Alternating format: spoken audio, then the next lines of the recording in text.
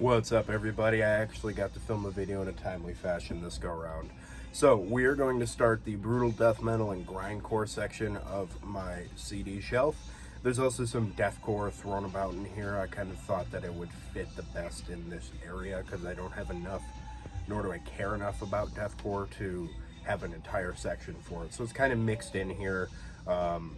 And yeah, we're just gonna cut on into it. So we're listening to some classic Tounskis in the background. If you guys haven't recognized it already, it's Stronger Than Evil by Heavy Load, one of the greatest Swedish heavy metal albums of all time. And when I say heavy metal, I mean the entire genre in general, not just traditional heavy metal. Just so good, dude. It's epic. Kind of reminds me of Angel Witch with a whole extra level of epic on top of it. Really good. And we're gonna be drinking the Night Owl Pumpkin Ale. We're still working through all these pumpkin beers. I went to my local Woodman's and bought, I shouldn't say local, my old local Woodman's and bought. Very exciting because I love Elysian Brewing's beers in general. So I was very glad to see that they had the variety pack of the pumpkin beers available again this year. So Night Owl, Australia.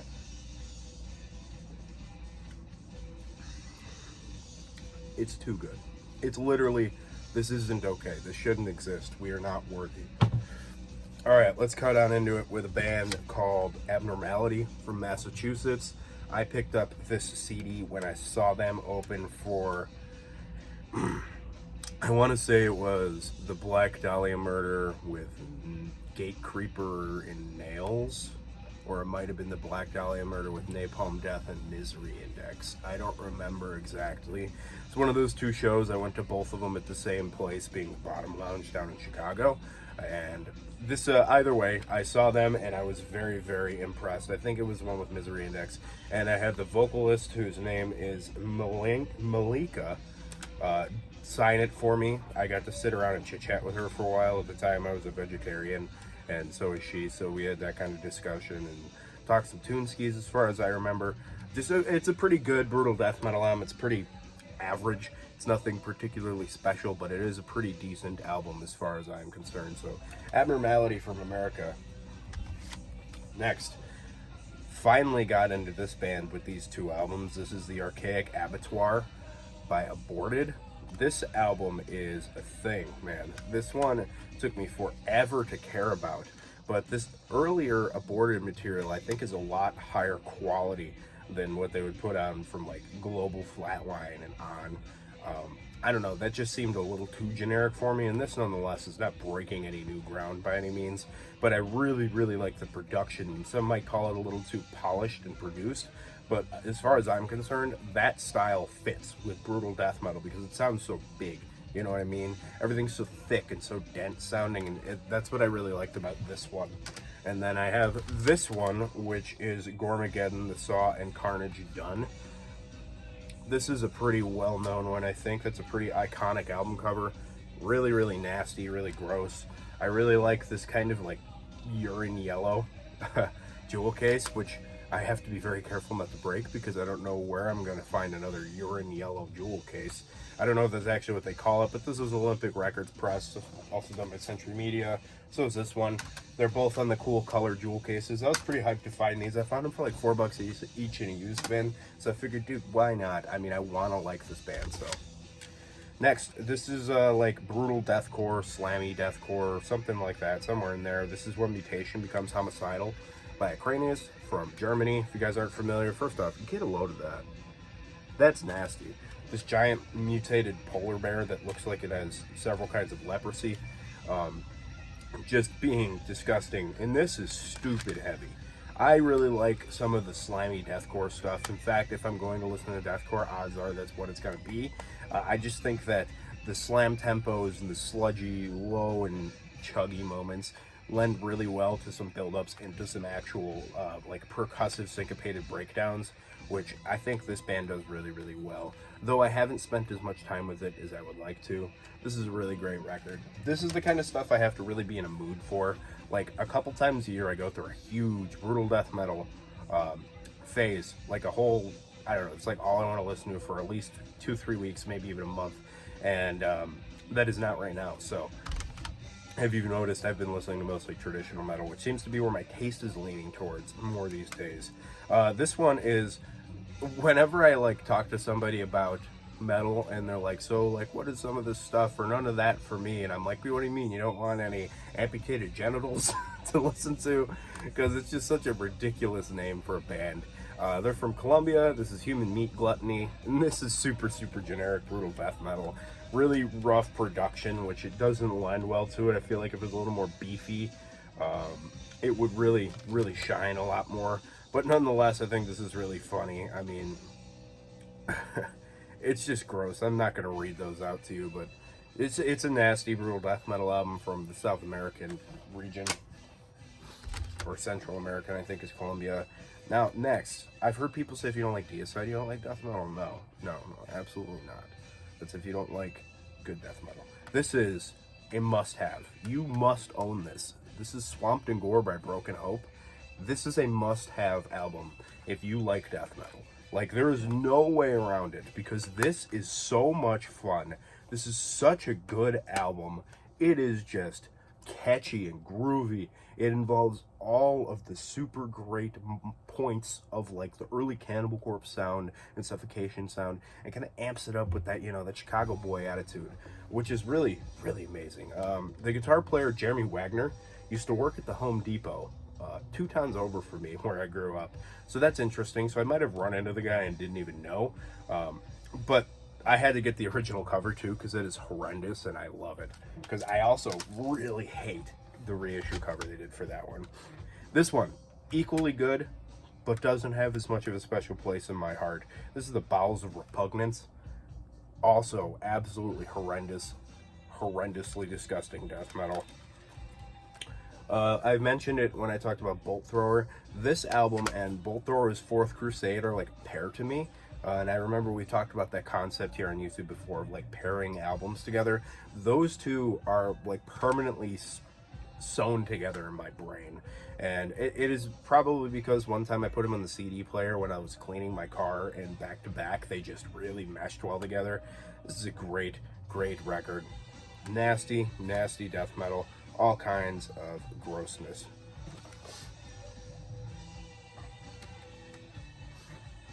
Next, Demos, Flesh Ripping Sonic Torment by Carcass, just a CDR version of this demo. Pro print CDR, I should say. This is decent. I mean, you guys know my opinion on Carcass. I'm okay with them. I don't hate them, but I do own quite a bit of them, and I do like them. Obviously I don't hate them. I own most of their catalog. This is just, I don't know, man. I haven't really hopped on the Carcass train like some of the other guys have. Recapitation, original album cover. This is the Earache reissues that were put out a handful of years ago. 2008. That was more than a handful. It's both of your hands full. Some of the most repugnant, disgusting album or artwork of every album ever made, ever. And this comes with the DVD, The Pathologist Report Part 1, which is one of the most mind-numbingly boring band documentaries I have ever seen in my life. Like, I was hanging out in my buddy's house. We were just chilling in his room, watching it on the TV, whatever, one of us sitting in the chair, the other one laying in the bed. And I'm pretty sure I nodded off at some point while that was going off. I definitely remember falling asleep. Symphonies of Sickness demo, 88. This is of equal ilk to Flesh Ripping Sonic Torments, but I think I liked this more. But nonetheless, this is a hard to listen to style unless you're in the mood for it, for me.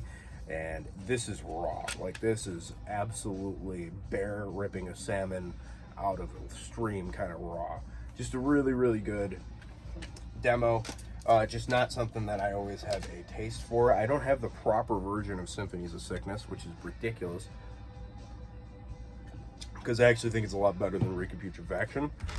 But I will get to it eventually. I just kind of want to run upon it. I'm not going to actively order it because I'm going to spend money online. I'm going to buy things I won't be able to find it at pretty much any point. But this is my favorite Carcass, which is Necroticism. Really good album.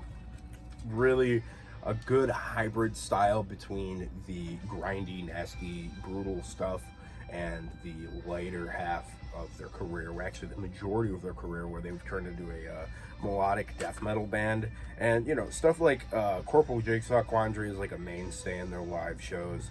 One of these songs, there's like a really cool echo effect on the vocals, like you kind of does something like that. I forgot which one it is, but I really liked that song. It's kind of hard to remember some of these songs, and half of them are things that you probably need a PhD to properly comprehend. Next, I don't really like any of these last three that much. This is Heartwork. I think this is boring. I do own it because I don't want to dislike it, but I do really not care. Like, I don't know, man. People play stuff like No Love Lost, and I'm like, or, you know, any of that stuff. I don't want, Mama said, if you have nothing good to say, don't talk. Swan Songs, rough one. It's like Heartwork, but worse.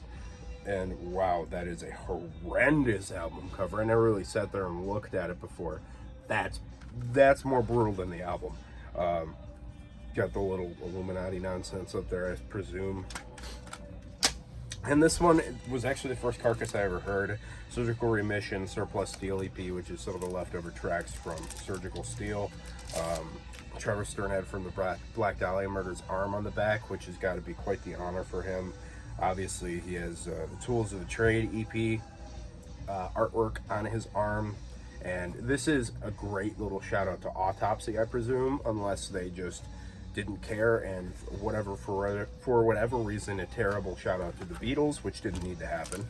But you know, it's okay. Melodic death metal, it's kind of boring. That's just my opinion on Carcass's melodic style in general. But this is really, really great. I love this album. This is Humanor by Cattle Decapitation. I don't have some of their earlier stuff like Human Jerky and Agra Karma, wrong band. Yeah. You guys know which one I'm talking about. But this is a great record. This is really slammy and really, really brutal. Some grindy moments here and there. This is just kind of a really gross album in general. I don't know, man. And that's one of the nastiest album covers I've ever seen. You guys have seen me wear the t-shirt for this album cover before. Just a gross, brutal death metal album. The Harvest Floor. This has my favorite Cattle Decapitation song on it, which is the Right Beneath the Rind. And this is just nasty, dude. This is just chaotic, auditory, disgusting stuff. I don't know, man. I just really like when Cattle Decapitation gets really weird. And that's just something really good about this band. Which comes a lot more on this one, which is the Monolith of Inhumanity. And the wild, wild album cover that this is, which I actually really like this one. I don't know. I really like that album cover a lot, but like stuff like Gristle Liquor is really funny, and Forced Gender Reassignment had one of the nastiest music videos of all time. I'm sure you guys have seen it. If not, don't watch it. You don't need to see that, I promise. And this one is probably my favorite Cattle Decapitation album. This is the Anthropocene Extinction. This is when I really, really got into this band, which is 2015, so I would have been 16, 17. And I really, really liked it a lot. The opening track, Manufactured Extinction, I thought was really, really catchy, and the whole rest of the record is just heavy. Clandestine Ways, Crocodile Rot's a really, really good one. Mammals in Babylon, Not Suitable for Life, just really, really gross, really nasty, brutal death metal with some progressive moments, which is a weird style to say progressive, brutal death metal. It's just mind blown.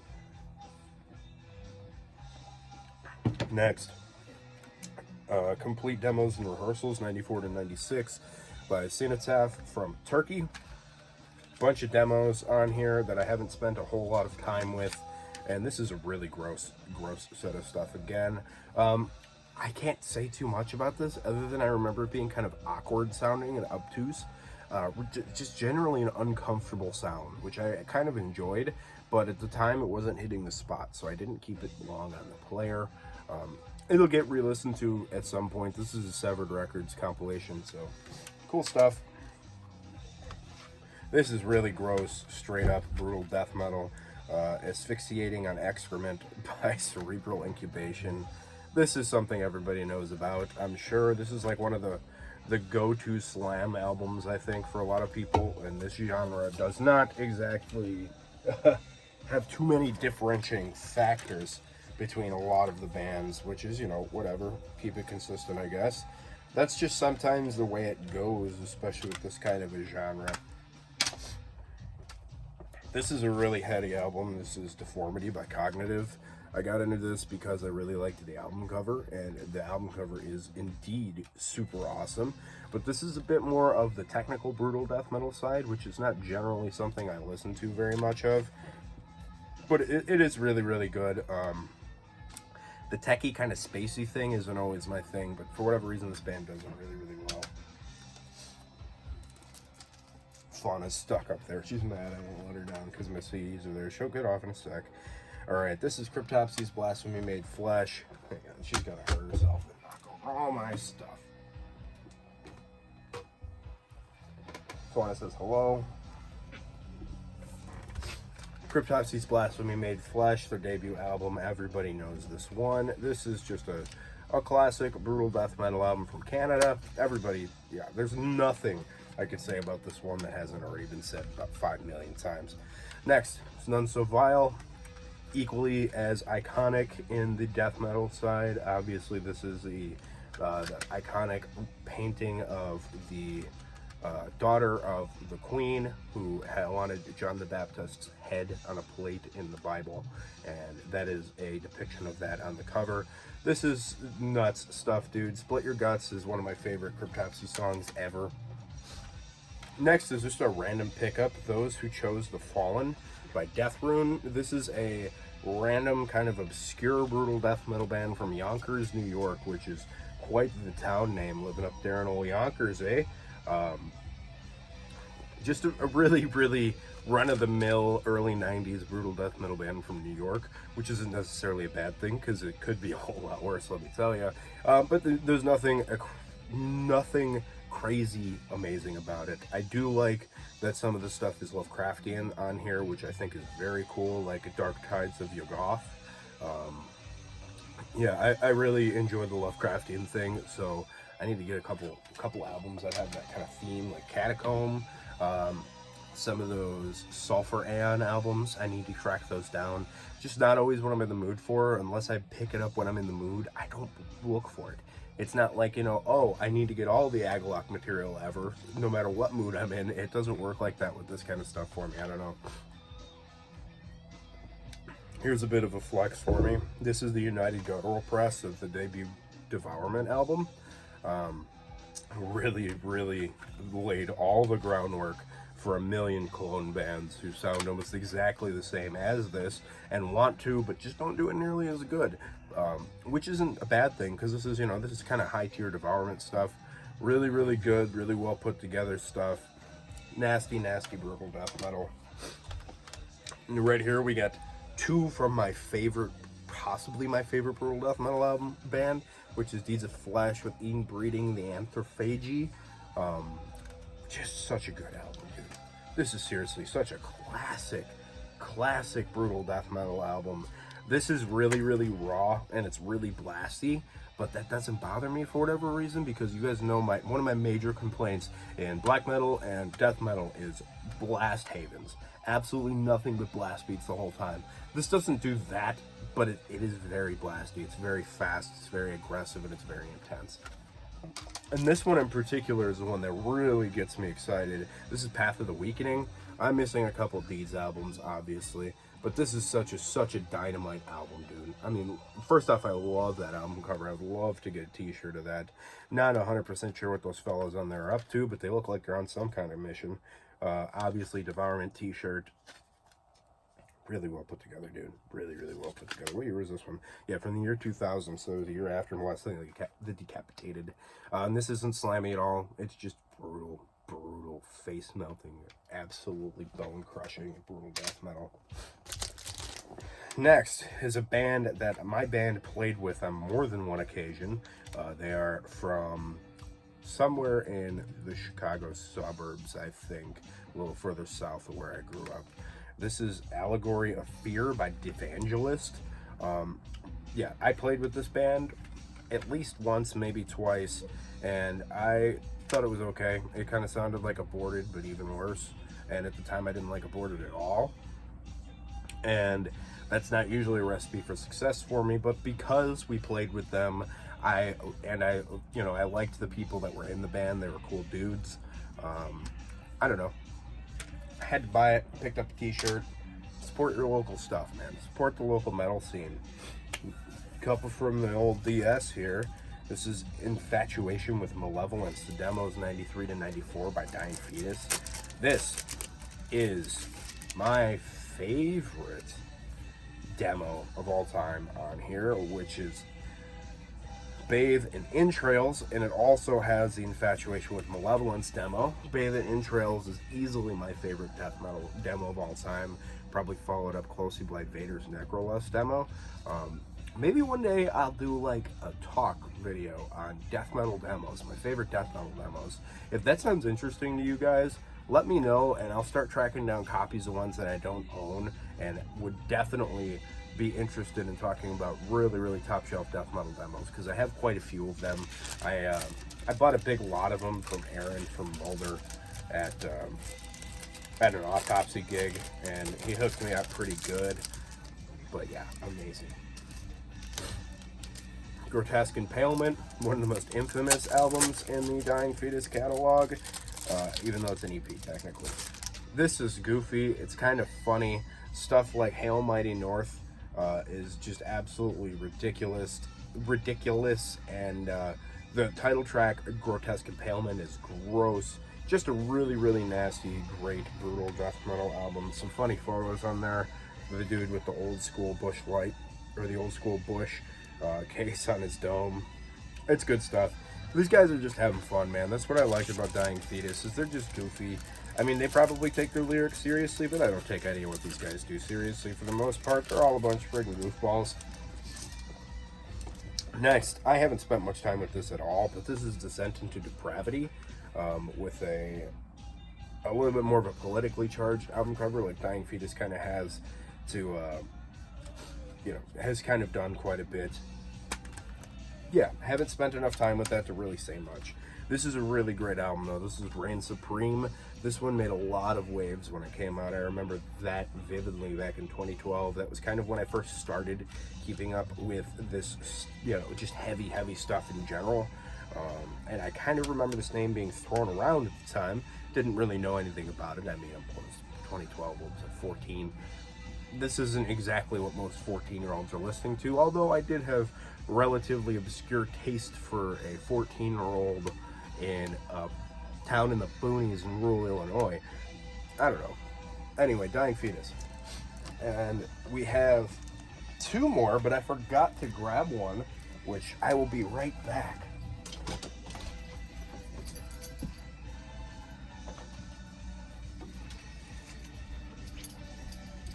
Sorry about that.